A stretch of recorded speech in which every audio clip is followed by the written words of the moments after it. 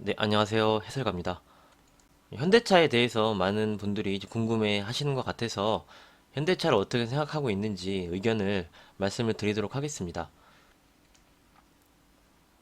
이제 현대차를 이제 테슬라랑 이제 비교를 많이들 하시고, 이제 테슬라가 주가가 전기차를 이제 생산을 하면서 많이 올랐죠. 테슬라 주가인데요. 테슬라는 이렇게 주가가 큰 상승을 몇 배나 상승을 하는 모습을 보여줬는데, 저는 테슬라랑 현대차랑 비교를 하는 건 좀 아니라고 생각을 합니다. 이유를 말씀을 드리면, 이 자료는 이제 작년 자동차 업체별 판매량을 갖고 온 건데요. 이제 폭스바겐부터 시작을 해서 토요타, 닛산, GM, 현대, 기아차가 이제 5위죠. 이제 현대차는 원래 이제 내연기관의 자동차를 판매하고 있는 상위에 랭크가 되어 있는 회사입니다.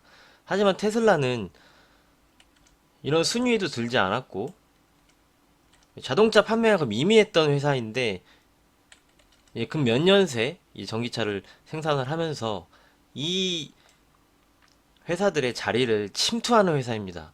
원래 이제 구축을 해서 내연기관을 파는 현대차와 그 자리를 이제 위협하면서 그 점유율을 깎아먹는 테슬라는 분명 차이가 있다고 저는 생각을 합니다. 그런데 이제 현대차는 최근에 많이 상승을 했습니다. 현대차 차트인데요.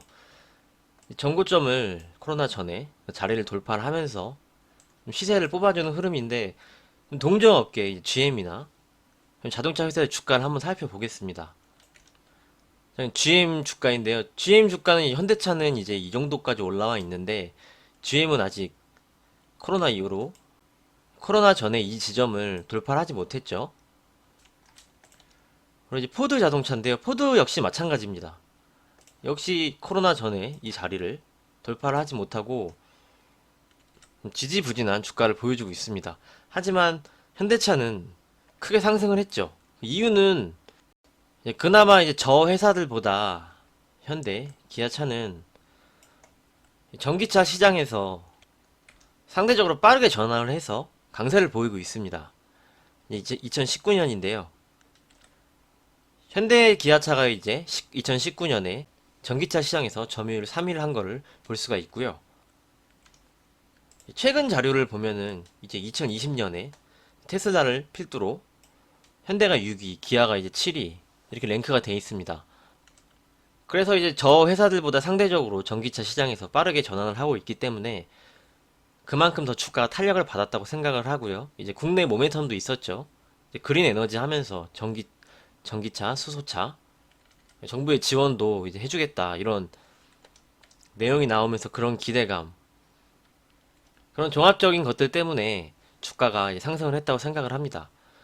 하지만 역시 말씀드린 대로 테슬라는 원래 점유율이 크지 않았고 침투를 해서 계속적으로 이제 현재 이제 자동차 시장에 이런 기업들을 이제 위협을 하는 회사이기 때문에 크게 주가에 영향을 좀 받았다 이렇게 생각을 하고요. 다시 말씀드리지만 현대차는 원래 내연기관 자동차를 파는 회사였기 때문에 고객이 한 명이 있습니다. 고객이 한 명이 있는데 이제 내가 차를 바꿀 때가 됐는데 전기차를 삽니다. 전기차를 사면 내연기관의 차는 팔리지 않는 거죠.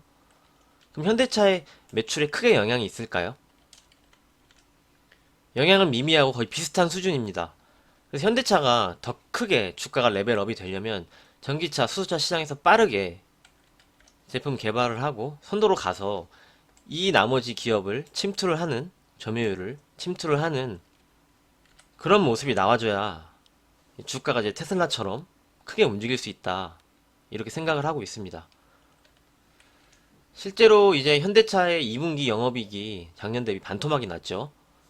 이게 현대차와 테슬라의 차이점이고요. 자, 참고를 해주시면 감사하겠습니다. 그리고 이제 테슬라가 조금 더 주가에 긍정적인 영향을 받을 수 있었던 것은, 미국은 우리나라랑 좀 시스템이 다릅니다. 우리나라는 이제 전기차를 충전하려면 대형마트나 공영주차장 이런 쪽에서 충전을 하는데, 미국은 이제 아파트가 상대적으로 많은 게 아니고 이제 단독주택으로 집들이 많이 형성이 돼 있기 때문에 미국은 이제 전기차를 사려면 자기 집에 전기차 충전하는 시스템을 갖춰 놓습니다. 그게 한 600, 700만 원 정도 한다고 하는데요. 내연기관의 차를 탈 때는 이 차가 이제 바꿀 때가 되면 그냥 바꾸면 됐습니다. 하지만 이제 미국에서는 이렇게 시설까지 갖춰놨기 때문에 전기차를 한번 사면 이제 전기차로 계속 다음에도 전기차를 또 살 수 있겠죠. 다른 종류의 차로 바꿔버리면은 그 시설까지 쓰지 못하기 때문에 전기차를 한번 사면 꾸준히 좀 전기차 쪽으로 계속 유지를 할 수 있기 때문에 그런 모멘텀이 테슬라에는 좀 더 영향을 받지 않았나 생각을 합니다. 그럼 이제 현대차 주가를 살펴보도록 하겠습니다. 그럼 현대차 이 자리에서 무조건적인 매수는 좀 위험한 구간이 아닌가 이렇게 생각을 하고 있습니다. 이 주가가 이렇게 오르고 현재 수급을 보면은 이제 최근 상승을 하면서 조정을 3일 받았는데 개인들이 집중적으로 매수를 하면서 주가를 방어하는 모습을 볼 수가 있습니다. 이 6거래일 동안의 금액이 약 5천억 정도 좀 안 되는데요. 이런 5천억이란 자금이 빠르게 현대차 주가에 들어와 있고요. 반면에 최근에는 이제 외국인 기관이 좀 매물을 많이 내놓고 있는 모습인데, 그러면서 이제 신용을 아까 살펴봤는데요. 신용도 최근에 크게 증가하는 것을 볼 수 있습니다. 지금 빚을 내서 현대차를 많이 사고, 현재 흐름이 현대차, 뭐 카카오, LG화학 이런 급등한 종목들로 자금이, 개인들의 자금이 계속적으로 몰리고 있습니다. 그러니 이게 상대적으로 좀 최근에 상승하는 종목들은 이제 저가에서 움직이지 못했던 종목들이 이제 외국인 매수가 들어오면서 중심으로 어느 정도 시세를 주고 있는데, 원래 이제 주식에 있어서 소문이 많이 나서 추가적인 상승이 나오면 그 자리는 좀 경계를 해야 됩니다. 소문이 많이 나면 자금들이 많이 들어오고 추가적인 시세가 좀 나오는데, 그 시세가 나오고 난 뒤에는 그때도 이제 나중에 따라가는 게 아니고 이제 그 다음에는 좀 흐름을 지켜보고 다시 한번 수급이, 매주에 수급이 들어오나 이런 것을 전체적으로 확인을 해보고 매수를 하는 게 주식 투자의 하나의 방안이라고 생각을 합니다. 그래서 이제 흐름을 보면은 여기 현대차의 이제 주봉입니다. 이때 2015년부터 18년까지 이제 박스권으로 이 구간과 이 구간에서 이렇게 움직였는데, 이제 5년 동안 박스권으로 움직였습니다. 이때 이제 매수하신 분들이 많이 있겠죠. 이 자리에 매물 소화를 충분히 해준 뒤에 현대차는 다시 움직여도 그때 움직일 수 있지 않을까 이렇게 보고 있습니다. 여기를 지금 너무 급하게 올라와 있는데요. 여기를 급하게 계속 가기에는 부담감이 있죠. 주식이. 전고점을 넘어가서 매물이 없는 상태면은 바로바로 계속 이렇게 움직일 수도 있습니다. 하지만 여기 매물이 계속 쌓여 있는 자리이기 때문에 급하게 계속 가기보다는 이제 이 자리에서 여기 이제 기간 조정을 좀 거치면서 어느 정도 매물 소화를 하고, 최근에 크게 들어온 자금도 어느 정도 소화를 하면서 그 뒤에 이제 다시 주가가 한번 움직이지 않을까 이렇게 생각을 하고 있습니다. 이격이 좀 높아져서 이런 구간에 한번 상승을 하고 기간 조정을 거쳤죠. 힘을 응축을 시킨 다음에 다시 한번 상승을 했고, 또 그 자리에서 기간 조정을 거친 다음에 다시 한번 상승. 이제 그 다음에도 이제 여기서 기간 조정을 좀 거친 뒤에 이번에는 그 이격이 좀 세게 각도가 좀 너무 가파르게 올라왔습니다. 그래서 이제 좀 단기적으로 대응을 하시는 분들은 좀 짧게 짧게 수익이 나면 좀 짧게 좀 챙겨주시면서 하는 게 어떨까 생각을 하고요. 이제 좀 길게 이제 중기적으로 가져가시는 분들은 밑에서 좀 내려오면 분할 매수를 좀 하시면서 어느 정도 단가를 형성을 해놓고, 그 다음에 이제 좀 기간 조정에서 이제 상단이 나오면 예를 들어 이제 5%나 10% 정도 수익이 나면 이제 좀 짧게 대응을 하시는 게 어떨까 이렇게 생각을 합니다. 이제 이만큼 많이 올라왔기 때문에 다시 무조건적으로 또 간다, 이런 건 좀 무리가 있다고 생각을 하고요. 지금은 이제 좀 수급이 좀 정체가 돼 있고 이제 개인들로 인해서 움직이고 있기 때문에, 그리고 이제 개인들이 많이 받아주니까 더 매도를 세게 합니다. 더 많이 팔고 있죠.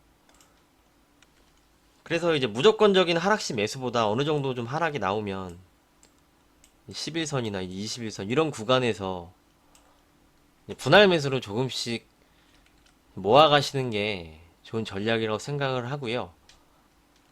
아니면 이 수급의 부재가 바뀌려면은 이제 NC소프트처럼 이렇게 내려왔다가 조정이 나온 뒤에 여기 거래량이 크게 한번 상승을 하고 목요일에 양봉이 크게 나왔죠. 그러면서 이제 수급을 보면 외국인 기관이 크게 돌아왔습니다.